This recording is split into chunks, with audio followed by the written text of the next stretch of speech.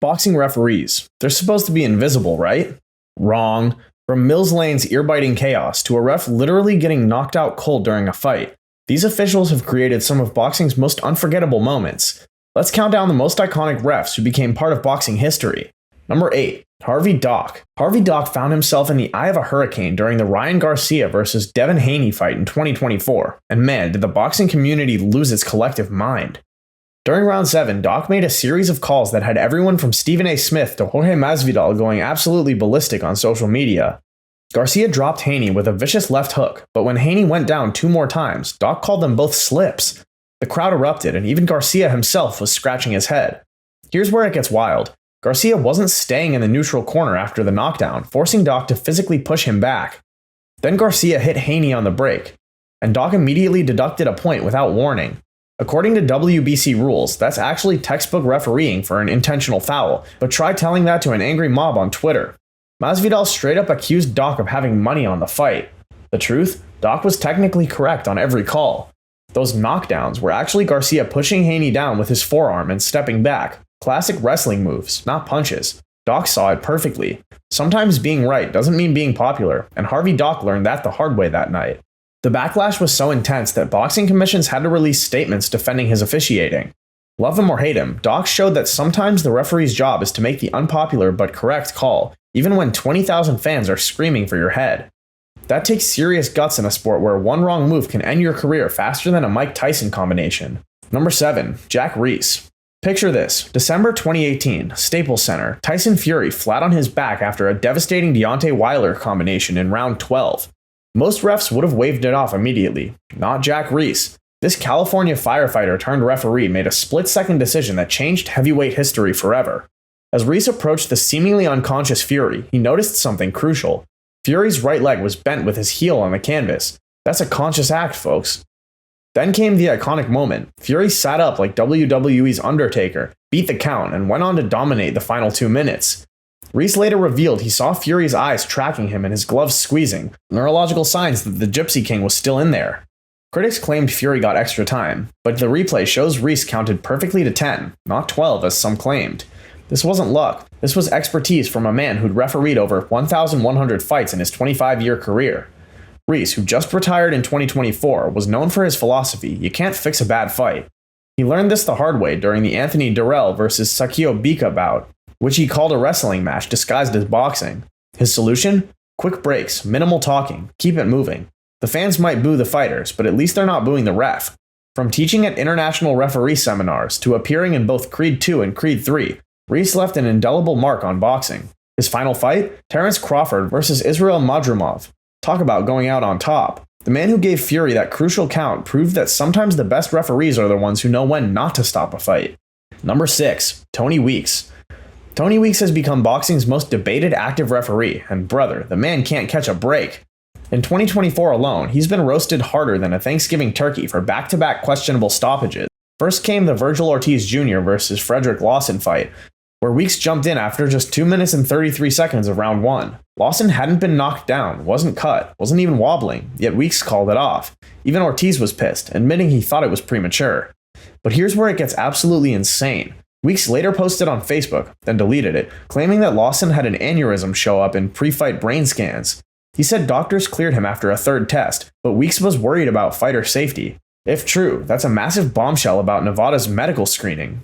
The boxing media went nuclear, with veteran journalist Dan Rafael calling it the worst stoppage I've ever seen in 45 years of watching boxing.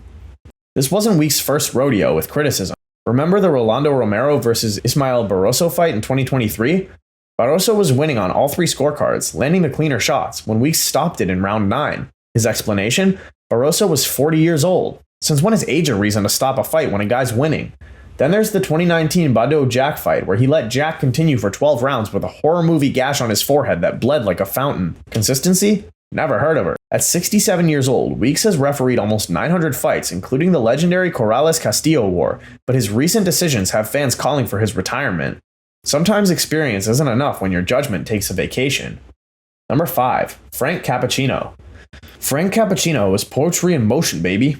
This Philadelphia fighter-turned-referee had the unique distinction of being in charge for 2 of boxing's most legendary battles. First up, Tyson vs. Spinks in 1988. Cappuccino was standing there watching celebrities like Jack Nicholson and Oprah Winfrey, who all missed the actual fight because Iron Mark demolished Spinks in 91 seconds. Cappuccino called it the greatest moment of his career, this kid from Kennington rubbing shoulders with Hollywood royalty. But Cappuccino's masterpiece came in 2002 during the first Ward-Gotti war. Round 9 alone saw 110 punches landed, with 102 being power shots. Gotti was getting destroyed, his corner ready to throw in the towel. HBO's Jim Lampley literally announced the fight is being stopped, but Cappuccino saw something, that warrior spirit still burning in Gotti's eyes. He let it continue, and Gotti fired back in an epic exchange that defined what boxing is all about. The wild part? In round 4, Cappuccino deducted a point from Gotti for a low blow that dropped Ward. Without that deduction, the fight would have been a draw. One call changed history. Cappuccino's philosophy was simple. Let fighters fight their way out of trouble rather than calling premature stoppages. In thousands of professional fights he refereed, not a single fighter suffered a serious injury under his watch. That's not luck, that's skill. When Mickey Ward said, "Frank does everything with his voice," he meant Cappuccino controlled chaos without ever stealing the spotlight. Well, except when he played a referee in Rocky V, because when you're that good, even Hollywood notices. Cappuccino passed away in 2015, but his legacy lives on in every referee who lets warriors be warriors. Number 4. Kenny Bayless. What I say you must obey. That's Kenny Bayless's catchphrase, and when you've refereed Mayweather-Pacquiao, you've earned the right to command respect. This Berkeley native turned Las Vegas institution didn't start refereeing until he was 41 years old. Most guys are thinking about retirement. Bayless was just getting started on a 32-year journey to boxing immortality. Bayless has overseen every modern super fight you can name. Oscar de la Hoya versus Floyd Mayweather? Check. Pacquiao versus Miguel Cotto? Check. The first Canelo versus Triple G battle? You betcha. The man has refereed over 100 world title fights across the globe. But here's what's remarkable. Bayless actually survived prostate cancer in 2003, fighting back with nutrition and faith. Dude literally beat cancer and then went back to handling the sport's biggest stars. Fun fact, Bayless invented that wooden clapper sound you hear marking 10 seconds left in each round. Before that, timekeepers had to pound on the canvas with their fists. One timekeeper complained her hand hurt after a long night of fights, so Bayless created the clapper that's now used worldwide. Innovation meets tradition. He's also appeared in both Creed 2 and Creed 3, because when Hollywood needs authenticity, they call Kenny. Some critics claimed he favored Mayweather in fights, especially after the Maidana rematch, but Freddie Roach defended him, saying, "He's always been fair to me." When you're handling fights that big, someone's always unhappy. Bayless retired in 2024, leaving behind a legacy of professionalism and that commanding presence that made fighters actually listen when he said break. That's power you can't teach. Number 3. Arthur Mercante Sr. Arthur Mercante Sr. was the Fred Astaire of boxing referees. Graceful, classy, and always in control.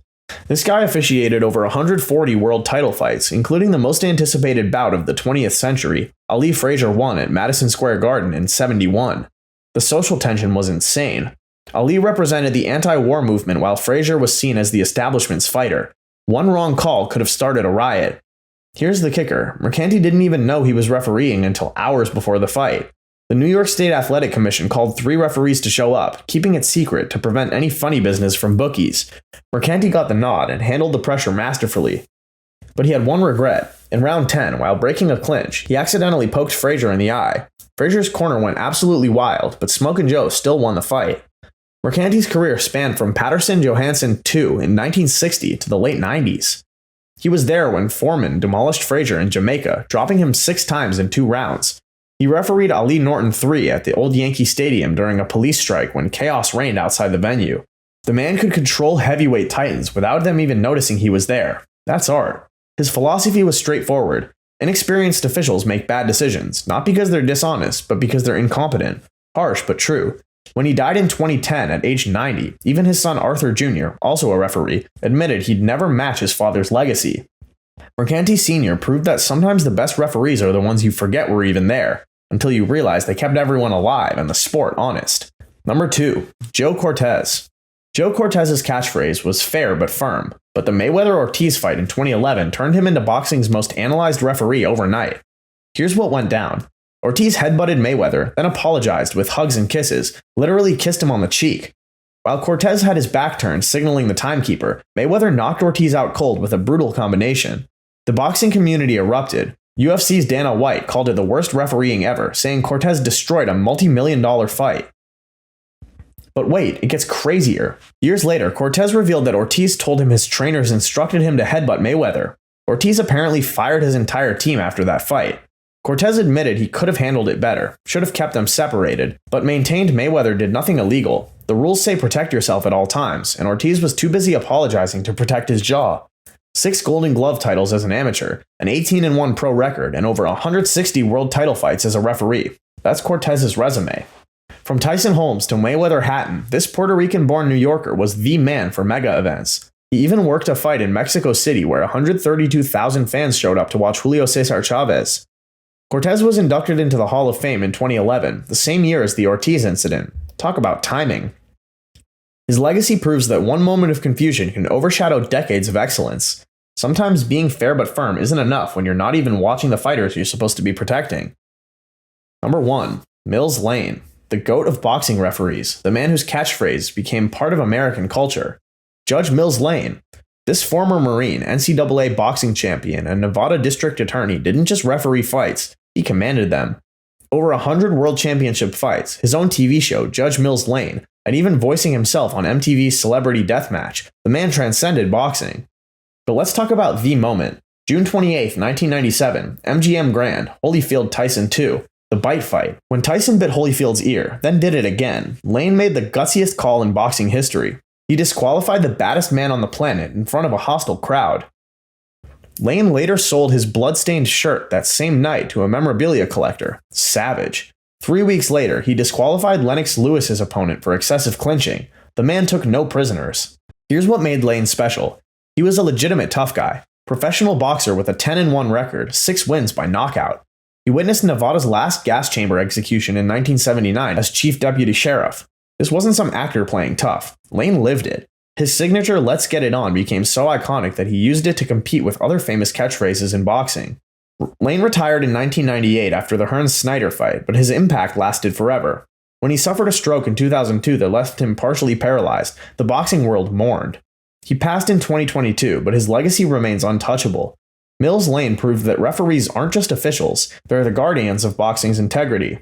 When you can disqualify Mike Tyson and live to tell about it, you're not just iconic, you're immortal. There you have it, fight fans, the referees who became legends by keeping legends from destroying each other.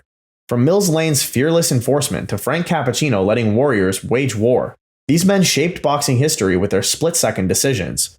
Remember, next time you're watching a fight and you don't notice the referee, that's when they're doing their job perfectly. But when they become part of the show, that's when boxing gets really interesting.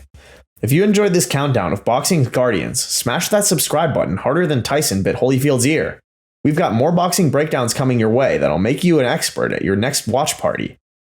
Until next time, protect yourself at all times and keep those gloves up.